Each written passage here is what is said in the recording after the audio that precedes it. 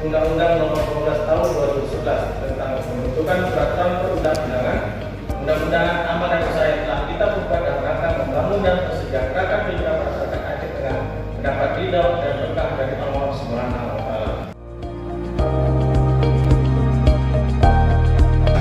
Harapan kami di sini ada 13 mereka. Jadi itu 13 mereka itu harus bisa kirim sama dengan dari situ itu 1 tahun. Ya kini sampai 13 tahun. Ya tetap itu dengan untuk yang lainnya ada yang resah bisa kita lakukan ke lain tersebut. Tapi yang ini ada 13 mereka harus bisa sepakatan bersama akhir tahun 2023.